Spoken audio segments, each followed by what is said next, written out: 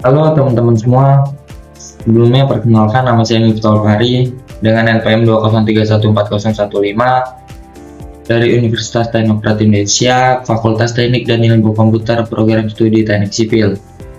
Di sini saya akan menjelaskan salah satu materi dari mata kuliah Teknologi Beton. Baiklah, di sini saya akan menjelaskan tentang agregat kasar. Mungkin dari teman-teman semua ada yang belum tahu dan mungkin ada yang kurang paham tentang agregat kasar. Agregat kasar adalah agregat yang ukuran butiran lebih dari 5 mm dalam kurung PBI 1971. Agregat kasar untuk beton dapat berupa kerikil atau batu pecah.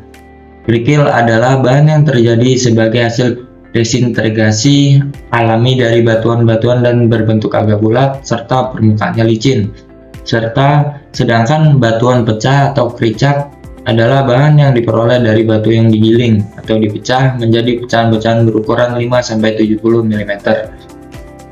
Selanjutnya, sumber agregat kasar. Ada beberapa sumber asal agregat kasar, antara lain yang pertama yaitu batuan alami, yang kedua bahan buatan, yang ketiga daur ulang. Untuk yang pertama, batuan alami, yaitu batuan sungai salah satunya, ya. Agregat kasar yang berasal dari proses pengangkutan alami oleh sungai. Contohnya adalah kerikil atau batu pecah alami yang diperoleh dari bantaran sungai. Selanjutnya yaitu ada batuan gunung, agregat yang berasal dari batuan besar yang dihancurkan menggunakan mesin stone crusher, biasanya disebut batu split atau batu pecah. Selanjutnya yaitu ada batu laut, biasanya digunakan pada beberapa kondisi tertentu, tetapi perlu diperhatikan kandungan garam yang dapat membengkarui mutu beton. Next, yaitu yang kedua ada bahan buatan. Yang pertama yaitu ada selak atau limbah logam, produk sampingan dari industri logam seperti selak besi yang dihancurkan untuk dijadikan agregat kasar.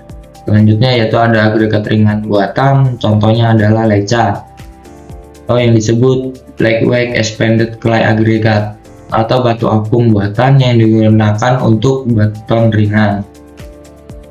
Selanjutnya yang ketiga yaitu daur ulang. Material bekas konstruksi, contohnya agregat yang dihasilkan dari penghancuran limbah beton atau bangunan lama. Material ini sering digunakan dalam beton daur ulang. Next, yaitu syarat-syarat agregat kasar. Agar dapat digunakan dalam campuran beton, agregat kasar harus memenuhi beberapa kriteria seperti yang pertama yaitu bersih dan tidak mengandung lumpur atau bahan organik. Yang kedua, memiliki kekerasan dan kekuatan yang cukup sesuai standar SNI atau STM. Yang ketiga, tidak reaktif terhadap bahan kimia semen. Dan yang keempat, bentuk butiran mendekati kubus untuk mempermudah pengikatan. Selanjutnya yaitu jenis-jenis agregat kasar. Yang pertama itu berdasarkan bentuknya. Agregat bulat atau rocked agregat memiliki permukaan halus dan bentuk bulat, biasanya berasal dari kerikil sungai. Jenis ini cocok untuk beton dengan kebutuhan workability tinggi. Contohnya yaitu kerikil atau sungai. Yang kedua yaitu ada agregat bersudut, angular agregat, memiliki permukaan kasar dengan sudut tajam, biasanya berasal dari hasil pemecahan batu. Jenis ini memberikan daya ikat yang baik pada beton.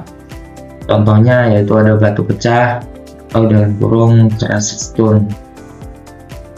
Yang ketiga yaitu ada agregat pipih.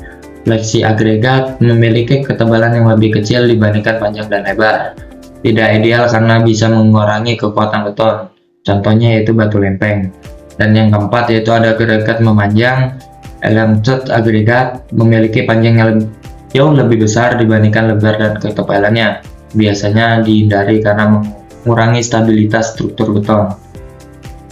Dan yang kelima yaitu ada agregat tidak beraturan atau irregular agregat. Bentuknya tidak beraturan, sering ditemukan pada hasil tambang atau pemecahan batu. Dapat digunakan jika tidak ada pilihan lain. Oke, yang kedua itu berdasarkan ukurannya. Kerikil halus atau yang disebut fine gravel Ukuran partikel antara 4,75 mm hingga 10 mm. Biasanya cocok untuk beton ringan. Yang selanjutnya yaitu ada kerikil kasar atau disebut korase gravel, yaitu ukuran partikel antara 10 mm hingga 40 mm. Biasanya digunakan untuk konstruksi beton bertulang atau jalan. Next, yang ketiga yaitu berdasarkan sumbernya. Agregat yang pertama itu agregat alami, diperoleh dari sumber alami seperti kerikil sungai atau batuan gunung yang tidak memerlukan banyak pengolahan. Contohnya kerikil sungai atau batu kali. Selanjutnya itu ada agregat buatan, dihasilkan melalui proses pemecahan batuan atau manufaktur khusus. Biasanya digunakan dalam beton berkekuatan tinggi. Contohnya batu pecah atau dalam kurung 100 ton.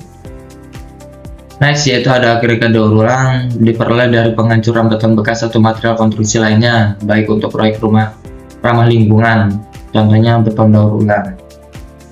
Yang keempat, berdasarkan sifatnya, yaitu ada agregat berat, memiliki massa jenis tinggi, digunakan untuk beton berat seperti pelindung radiasi, contohnya barit atau magnetik. Selanjutnya ada agregat normal, memiliki massa jenis standar, digunakan untuk beton biasa, contohnya basalt dan granit. Selanjutnya yaitu ada agregat ringan, digunakan untuk beton ringan seperti batu apung atau expanded clay, contohnya batu apung atau yang disebut pumice dan arang beton. Next, yang kelima itu berdasarkan kekuatan tekan dan ketahanannya.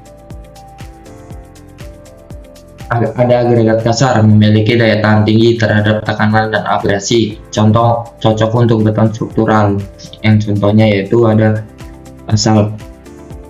Selanjutnya itu ada agregat lunak, mudah hancur, biasanya digunakan untuk beton ringan non struktural, contohnya batu kapur lunak. Next yaitu pengujian agregat kasar. Pengujian agregat kasar dilakukan untuk menentukan kualitas, sifat fisik, dan kelayakan agregat kasar yang akan digunakan dalam konstruksi beton atau jalan. Yang pertama itu yaitu pengujian fisik. Ada uji analisis saringan dan uji berat jenis penyaringan. Dan selanjutnya ada uji kekerasan atau abrasion test dan uji bentuk partikel, friction and Eloniger index test. Next yaitu ada uji kebersihan. Yang kedua itu pengujian sifat mekanik, uji tahan tekan agregat, dan uji ketahanan impak. Yang selanjutnya ada uji ketahanan terhadap cuaca, Sondes test. Next, yang ketiga itu pengujian sifat kimia. Yang pertama uji reaktivitas alkali silika atau yang disebut alkali silika reactivity test. Yang kedua ada uji kandungan organik yang disebut organic impurity test. Dan yang keempat yaitu ada pengujian gradasi, uji modulus kehalusan atau finesse modulus test. Standar pengujian. Beberapa standar yang sering digunakan yaitu ada yang pertama itu SNI, Standar Nasional Indonesia. Yang kedua ada ASTM, American Society for Testing and Material. Yang ketiga ada ASATO atau American Association of State Highway and Transportation Official. Yang selanjutnya yaitu ada cara penyimpanan agregat kasar. Penyimpanan agregat kasar adalah langkah penting untuk menjaga kualitas material sebelum digunakan dalam proyek konstruksi. Penyimpanan yang baik akan memecah kontaminasi, segregasi, dan perubahan sifat agregat. Yang pertama itu lokasi penyimpanan, area yang kering dan stabil. Pilih lokasi yang tidak tergenang air untuk mencegah agregat menjadi basah dan berlumpur. Yang kedua, permukaan dasar penyimpanan sebaiknya keras dan rata, seperti beton atau paving block untuk menghindari kontaminasi oleh tanah. Selanjutnya itu dekat dengan area reproduksi agar memudahkan untuk mengangkut material tersebut. Yang kedua itu ada perlindungan dari kontaminasi, hindari campuran dengan material lain. gunakan sekat pemisah atau yang disebut baris jika penyimpanan beberapa jenis agregat kasar di lokasi yang sama. Pastikan setiap jenis agregat kasar memiliki area penyimpanan tersendiri untuk menghindari pencampuran ukuran atau jenis material. Yang selanjutnya yaitu lindungi dari kotoran. Yang ketiga, memecah segregasi. Hindari penimbunan berlebihan. Tinggi penumpukan sebaiknya tidak lebih dari 1,5 meter untuk menjaga segregasi pemisahan partikel besar dan kecil, pencampuran ukuran atau jenis material. Selanjutnya yaitu gunakan sistem penimbunan yang tepat.